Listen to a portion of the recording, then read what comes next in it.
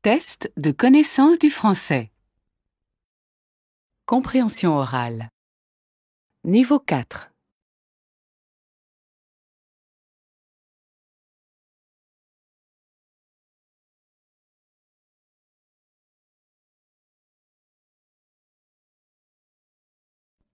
« 29.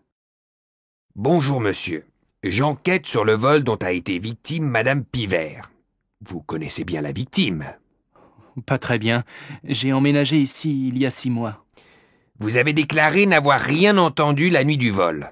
Or, le voleur est passé par la terrasse commune pour fracturer la porte-fenêtre. Oui, mais ma chambre est de l'autre côté. En revanche, je me rappelle avoir eu soif dans la nuit, et par la fenêtre de la cuisine, j'ai vu un inconnu sortir de l'immeuble. Très intéressant. Vous pouvez m'en dire plus ? J'étais à peine réveillé. J'ai juste vu qu'il était grand et qu'il boitait. 1. Qui est la personne interrogée? 2. Comment le policier considère-t-il la personne interrogée?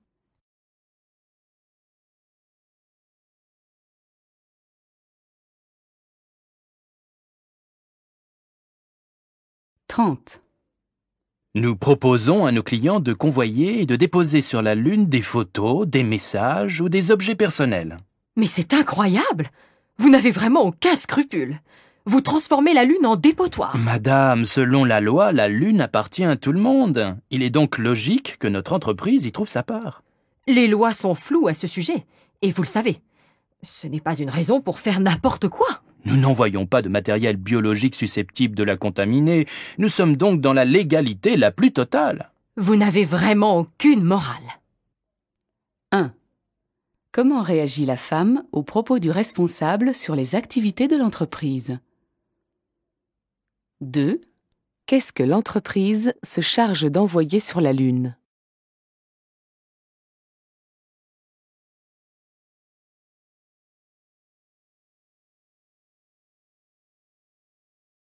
« 31. Tiens, tu as vu l'article à propos des tests de cosmétiques sur les animaux? Ah non? De quoi ça parle? Des industries de cosmétiques qui testent leurs produits sur des animaux. Les lapins blancs, par exemple. Tu savais qu'on leur instillait des gouttes de produits cosmétiques dans les yeux pour mesurer les irritations oculaires? Quelle horreur! Et il existe des mesures contre cela? Maintenant, oui. Le Parlement européen vient d'interdire, à partir de 2009, la commercialisation dans les pays européens des produits de beauté testés sur des animaux. En revanche, il existe 3 tests de toxicité qui seront maintenus jusqu'en 2013, car on ne connaît encore aucune méthode de substitution. Fais voir? Eh bien moi je trouve que c'est une bonne chose. 1. Comment le couple a-t-il pris connaissance des tests de l'industrie cosmétique sur les animaux? 2. Que se passera-t-il à partir de 2009 dans l'Union européenne?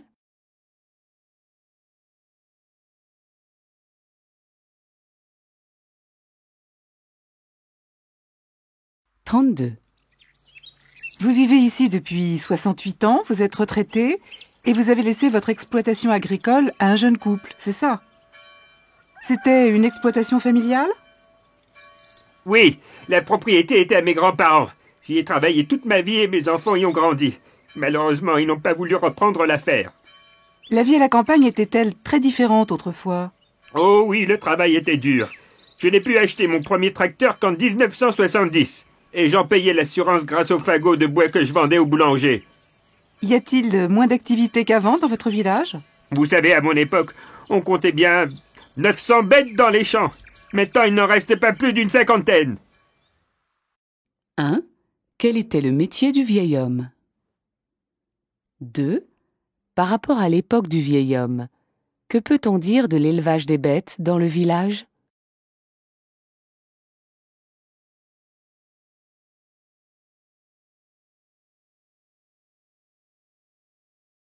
33. Ça alors, Christine! Je ne pensais plus jamais te revoir dans cette ville, et encore moins dans un cabinet médical. Alors ça, pour une surprise, c'en est une. Bernard, que deviens-tu? Tu n'as pas quitté la ville depuis tes études à l'université? Et non, j'y enseigne même. En ce moment, je suis en vacances. Et toi, tu en es où? Eh bien moi, j'ai arrêté mes études de chimie et je suis partie à Paris. Depuis, je travaille dans l'informatique. Tu vois, j'ai complètement changé de voie. Tu reviens ici pour revoir tes parents? Malheureusement, non. Nous sommes ici avec mon mari pour suivre un stage dans le cadre de notre travail. 1. Dans quel domaine travaille Christine? 2. Quelle est la raison de la présence de Christine dans la ville?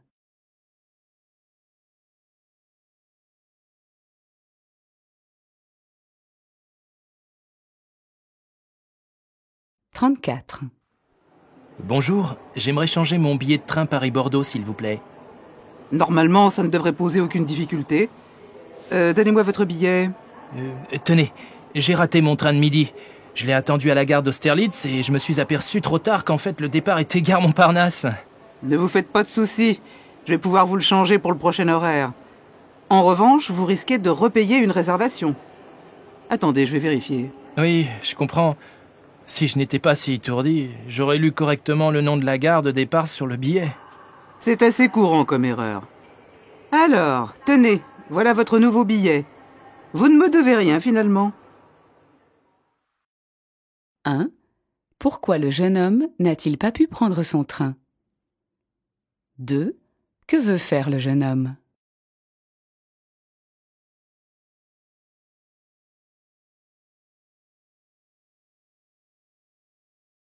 35. Alors, monsieur Roger, c'est la première fois que vous participez à notre jeu. D'où venez-vous? J'habite à Vierzon. C'est à une demi-heure d'ici en voiture. J'espère bien gagner car je voudrais partir en voyage avec ma femme pour fêter nos 20 ans de mariage.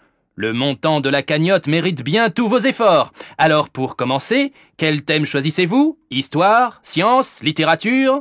Je vais choisir une question science, puisque c'est ma passion, bien que je sois professeur de philosophie. Très bien. Alors, attention, écoutez bien. Je vais vous lire la définition d'un mot scientifique tiré du dictionnaire. À vous de me dire de quel mot il s'agit. Vous êtes prêts? Oui, allez-y. 1. Que peut gagner le candidat? 2. Quel est le domaine qui passionne le candidat?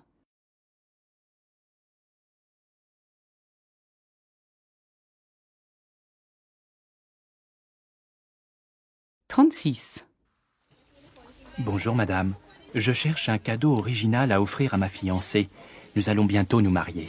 Mes félicitations. Vous pourriez lui acheter une jolie bague en or ou en diamant. Non, elle préfère les cadeaux utiles, mais je ne vais quand même pas lui offrir un aspirateur. Alors pourquoi pas un manteau? J'en ai de très beaux et à des prix très abordables. Malheureusement, elle vient de s'en acheter un pour son anniversaire. Oh, ce châle-là me plaît beaucoup. Je crois que je vais le prendre. Oh, je suis désolée, monsieur, mais ce châle n'est plus à vendre. Il a été réservé par une dame pour Noël. 1. Quel cadeau l'homme a-t-il décidé d'acheter? 2. Pour quelle occasion l'homme veut-il offrir un cadeau?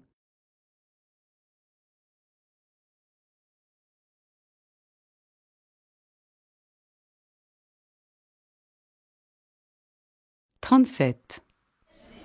Je ne suis pas du tout satisfaite de l'aspirateur que j'ai acheté chez vous il y a 3 jours. Que se passe-t-il, madame?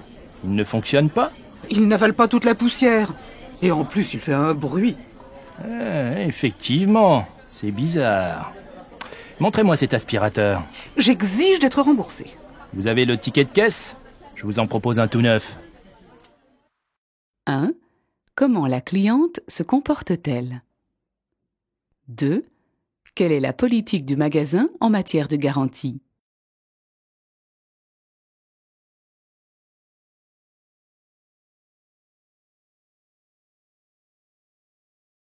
38. Ça vous tente de sortir au cinéma ce soir? Pour voir un film d'action, par exemple? Ah, on a déjà vu pas mal de films ces derniers temps. Et pourquoi pas un concert? Ah oui?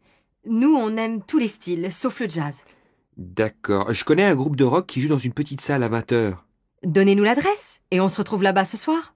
10 rue des Petits Carreaux, c'est à côté de la mairie. 1. Qu'ont décidé de faire l'homme et la femme? comment ces personnes s'organisent-elles? «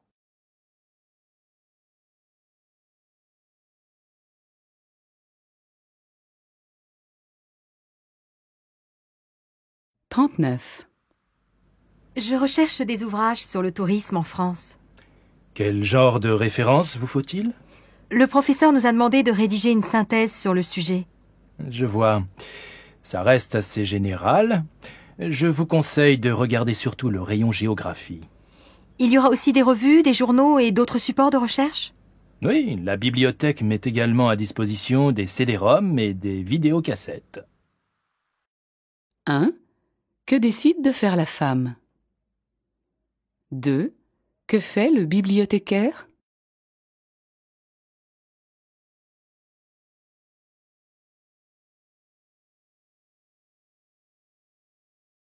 « 40.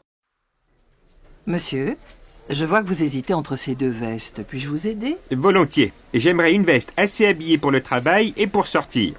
Les deux modèles sont très différents. Il vaut mieux les essayer. La cabine est juste à gauche. La veste bleue me semble un peu courte, non? Je ne me sens pas très à l'aise. Je vais vous chercher la taille au-dessus, mais je crois que l'autre vous ira mieux. Oui, effectivement. Celle-ci tombe impeccable et en plus, elle est en promotion. Je la prends. 1. Comment le client réagit-il à la proposition de la vendeuse? 2. Quelle veste l'homme prend-il finalement?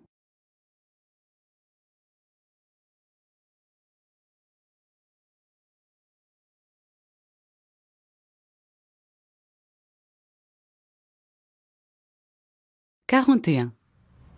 Bonjour monsieur. Alors, ma voiture est-elle prête? Ah bah, pas tout à fait. Il y a un retard pour votre réparation, madame. Mais vous m'aviez promis de la terminer. Je pars pour un long trajet demain très tôt. Écoutez, 3 ouvriers sont en arrêt maladie, nous avons beaucoup de travail, désolé. Faites un effort. Prêtez-moi une voiture pour 2 ou 3 jours. Vous me mettez dans une situation délicate. Oh, bon, voici les clés de la voiture rouge que vous voyez là-bas. À votre retour, tout sera prêt. 1. Qu'est-il arrivé à la voiture de la femme? 2. Que demande la femme au garagiste?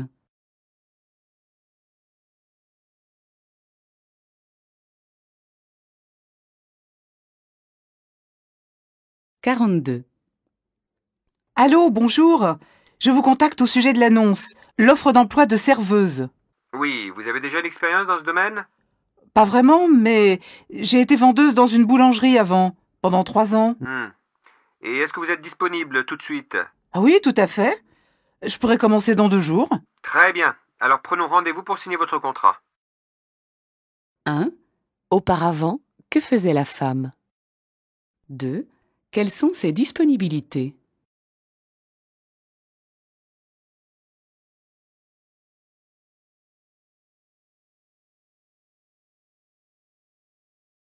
43.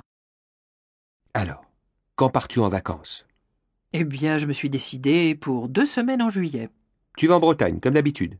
Oh non, non, cette année, je change. J'ai choisi une destination lointaine. Et je peux savoir dans quel pays tu comptes passer tes vacances?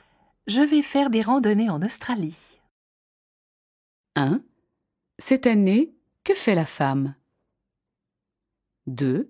D'habitude, que fait la femme?